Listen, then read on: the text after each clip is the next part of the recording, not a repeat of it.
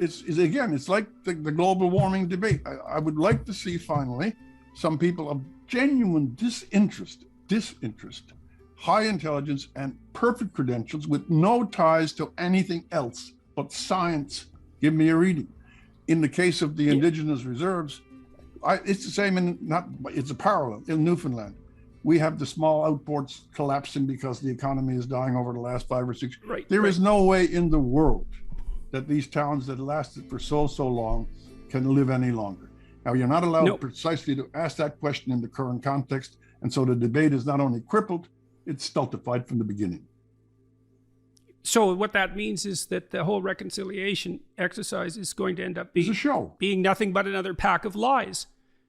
Well, they remember again the tremendous inquiry, missing women and murdered women. That was supposed to be a great opening of the doors and a final effort. It becomes something else. We had the tremendous parliamentary apology when Harper was prime minister, in which the leaders, women and male of the Aboriginal, were in the House of Commons. That was supposed to be a significant constitutional moment. It meant that, okay, we can abandon the structure of hostility under which we're talking, and now we can bend our minds to the future and to the actual fixing of the physical things that need to be done. However, as soon as the great glory and the ceremony was over, and it was a formal parliamentary apology, we're still having apologies. Will people wake up and see that this is just form? This is the genuflection in the church. This is another one of those rites that we go through, not substance. Send 200 civil servants with engineering degrees to these places if it's just the water problem. And I cannot believe in the 21st century you can't get the wells clean or the streams dried. And yet, we talked about that in 2015, and you're talking about it in 2021. So when you hear reconciliation or a new understanding or a land acknowledgement, that's the kind of spiritual tax that you pay because you don't do anything.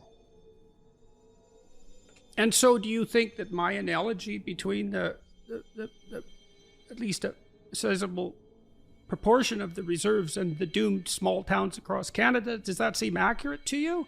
Then there's the problem of endemic alcohol abuse, which no one will talk about. And I'm not pointing a finger and blaming. I mean, not at all. And I come from an isolated northern community, and I know what that's like. But it's like we are children. We can't have a serious discussion about these things. It's like, okay, there's a terrible problem. Yeah, well, terrible problems are really hard to talk about. Just again, exactly what is the problem? This is the mark of current culture and civilization and media. You have crime problems in Toronto. What's the solution? Ban long rifles. We know it's not ban long rifles. We know that there are thugs with handguns that they get from the States. They are in specific quarters of these cities. We have had this gun argument unrelated to the actual facts of the case, because if you cite those facts specifically, you will be hounded with all sorts of the new anathemas of racism and whatever the particular cause is. If you bring up the actual items that give great disparity to Native peoples in this country, all of them, then you will be under attack for something else again. It is a mark of Western discussions and Western politics that we have an automatic and silent cancellation mechanism. Here's the amount of intelligent remark which will permit in an open room. And by the way, so many people who make these little discussions and have these grand conferences, they know they are empty from the beginning because they know they're not saying 90% of what they know. And it goes to other issues too. It goes to teaching in school, the trans movement, the idea that this special services guy yesterday, 180 pounds or something, strangled some woman, and no one will stand up and say, you know something, you're mad, you're crazy. And the idea we let a special service 38-year-old... And you're sadistic. And you're sadistic. Yeah. And you're narcissistic. And you're a man who just beat the hell out of a woman and is bragging about it. Yeah, but it's an index. I'm going to use an it's an index of this curious bending of the mind, the shutting down of 3/4 of the processes of the mind to accommodate woke culture, political correctness. Where in the last interview we had, the more calm one, we were throwing away the intellectual credibility and integrity of Western thought. and it finally rolled. You can into sure politics. see. You look at see what's happening. Just watch as that continues to deteriorate. It's now We're going to raging have about. debates structured like the one we just saw, where we cede the territory right from the beginning, and we don't even notice. And Aaron O'Toole, if he were a real opposition leader, instead of going along with the group here, he would have stood in the middle when his turn came and said, I've seen the debate function and I've seen the list of questions here. They're all off. You're not dealing with the central ones. I disagree with the format. I think make the case, challenge the assumptions, but no. I've seen this time and time again with conservatives. They don't notice when they've been beat to begin with. And they won't object. And a lot of it's terror about being singled out and mobbed. And like this incursion of morality into the political domain is really hard on people, because it is hard to be singled out and mobbed. And it is hard to be pilloried for your immorality just because you're trying to think. But it's also subtle. You know, it took me till halfway through the debate till I realized that, oh, I see. This was lost on the center and on the right. This was lost to begin with. Of course it was. Who cares what anyone says? It's like you already agreed to the terms of the conversation. And a bigger point about the debate is something else.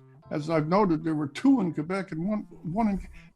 We are a democracy of 40 million people, 10 provinces, 3 vast landscape, and there are, in my judgment, there are 5 separate mentalities, or maybe 6 in Canada. The Atlantic region, Quebec has its own, obviously. Ontario, you understand, the prairies. BC is its own place, the north and other things. There's no possible reason in a national election that you don't at least visit 5 of the separate regions and have the local people in those regions, both as an audience and as a panel, tell the politicians what the issues are. Instead, we've shrunk it to one little tiny thing with a gallery of most cases, the usual journalists. We cram 4 and 5 leaders, 3 of whom shouldn't be there. The debate itself was nugatory. It was odious. It was empty. We need much more. We're allowing politics to be managed by the politicians and the journalists. And this election is one of the most cynical I've ever seen. So let's talk about the leaders, let's say. Okay. Also about the sort of stunning absence of Maxime Bernier. I mean, you have the person that I was most impressed with, I would say, in the debate, all things considered, was probably the Bloc Québécois leader. Much as I hate to say that, I mean, there's lots of his policies that I find rather, well, let's say, not in the best interests of Canadians per se, but I mean, he makes no bones about that. So, but he was the only person who I saw in that whole debate sort of hold his own against the moralizing of the journalists. Yeah. And